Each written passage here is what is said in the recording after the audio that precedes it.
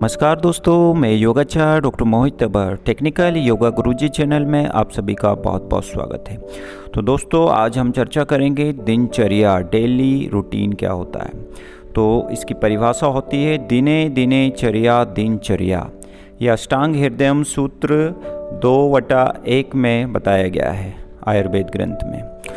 तो आज हम चर्चा करते हैं दिनचर्या शब्द 2 शब्दों से मिलकर बना है, दिन व चर्या।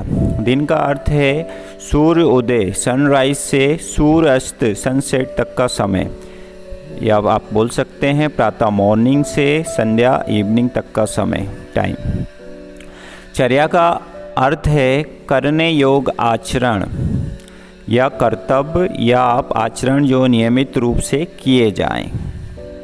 तो इस तरीके से ये हो गई दिनचर्या की परिभाषा। अब आपका दिनचर्या जो है होना कैसा चाहिए, तो उसके लिए जो है सबसे पहले आपको ब्रह्म मुहूर्त में जागना चाहिए। ब्रह्म मुहूर्त का अर्थ होता है ज्ञान, परम तत्व, परमात्मा। मुहूर्त का अर्थ है सही समय, राइट टाइम, अनुकूल समय, फेवरेबल टाइम। अब जो सूर्य उदय के 48 मिनट पूर्व का जो समय बताया गया है वो मुहूर्त कहलाता है, ब्रह्म मुहूर्त।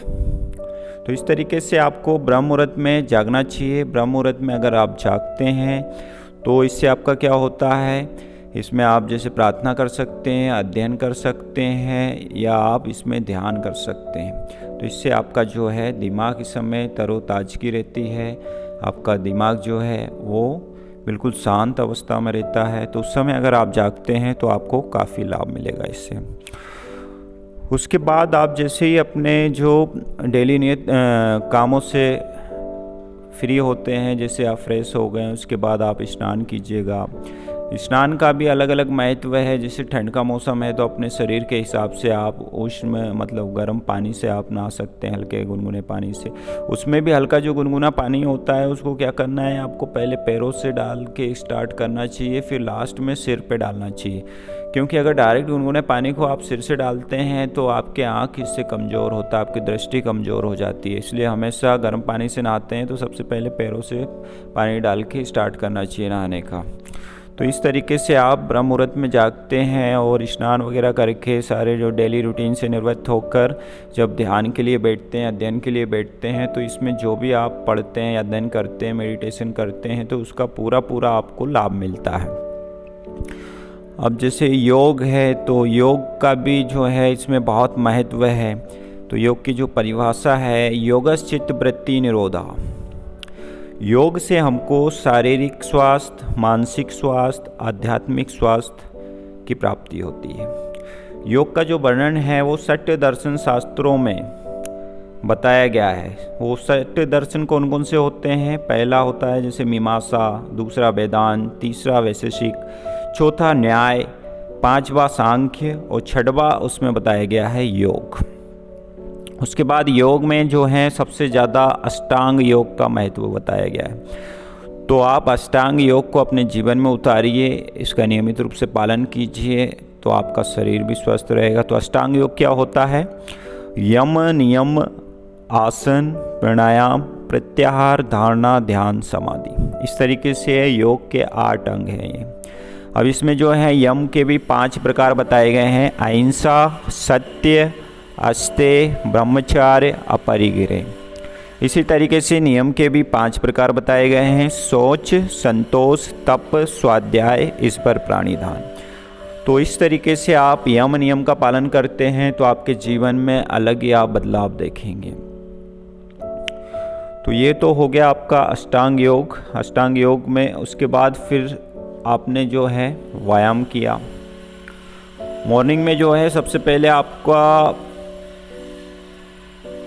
आहार कैसा होना चाहिए, तो आहार पे भी आपको विशेष ध्यान रखना चाहिए। आहार में जो है सबसे पहले आपको जो नाश्ता आप लेते हैं तो नाश्ता जो है 9 बजे तक आपको नाश्ता कर लेना चाहिए। और सुबह का नाश्ता आपको पेट भर के लेना चाहिए, जिससे आपके शरीर में ऊर्जा मिलती है, पूरे शरीर को दिन भर चलाने के लिए ताकत मिलती है। तो आप सुबह का जो नाश्ता लेते हैं वो थोड़ा सा पेट भर के रहना चाहिए और पौष्टिक वाला आपका नाश्ता होना चाहिए जिसमें प्रोटीन ज़्यादा से ज़्यादा रहे।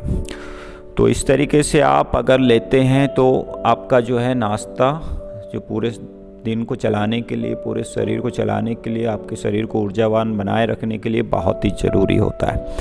उसके बाद दोपहर का जो आपका भोजन है वो हल्का सा लाइट होना चाहिए। उसमें आप चपाती ले सकते हैं, मिक्सी रोटी ले सकते हैं, बाजरा ज्वार मक्के की बनी हुई, थोड़े से दाल चावल आप ले सकते हैं, कटोरी चावल दाल, रायता शामिल कर सकते हैं, और सलाद को ज़्यादा से ज़्यादा आपको लेना चाहिए जिससे आपका जो है डाइजेशन अच्छा हो प्रॉपर तरीके से। उसके बाद जो है आपका संध्याचर्या, वो उसका भी एक अलग महत्व बताया गया। संध्याचर्या में कुछ ऐसे कार्य हैं जिनको निषेध बताए गए हैं, तो वो आपको नहीं करना चाहिए। जैसे कि आपको आहार नहीं करना चाहिए, मैथुन नहीं करना चाहिए, निद्रा नहीं लेनी चाहिए उस समय, अध्ययन नहीं करना चाहिए उस समय, मार्ग का गमन नहीं करना चाहिए। 5 कार्य नहीं करने चाहिए आपको संध्या के समय पे। जैसे कि गोधूली वेला के समय भोजन करने से आपको रोग होते हैं, मैथुन करने से गर्भ की विकृति होती है, शयन या निद्रा लेने से आपके घर में दरिद्रता आती है, अध्ययन से आयु की हानि होती है, और गमन करने से भय उत्पन्न होता है। तो इन नियमों को आपको पालन करना चाहिए संध्याचर्या के समय। उसके बाद जो है रात्रिचर्या आपका कैसा होना चाहिए। रात्रि में जो है आपका भोजन, रात्रि का जो भोजन होता है वो आपको हल्का भोजन लेना चाहिए, सुपाच्य लेना चाहिए, दिन की तुलना में कम मात्रा में ग्रहण करना चाहिए, क्योंकि अधिक गरिष्ठ भोजन रात में ग्रहण ना करें जो पाचन में दिक्कत करे।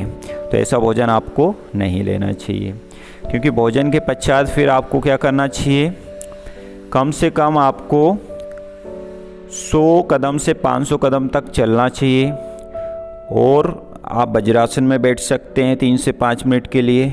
जैसे राजा पहले लोग बैठते थे वज्रासन में, तो वैसे आप वज्रासन में बैठ सकते हैं। उसके बाद जब आप शयन कक्ष में सोने के लिए जाते हैं, रात्रि जो चर्या आपका है उसमें क्या करना है, आपको वाई करवट में जाके लेटना चाहिए। वाई करवट में आप लेटते हैं तो इससे जो है आपकी जठर अग्नि प्रदीप्त होती है, और उससे जो है आपका खाना जो खाया हुआ है वो अच्छे से आपका पच जाता है। तो आपको इस तरीके से रात्रिचर्या का पालन करना चाहिए।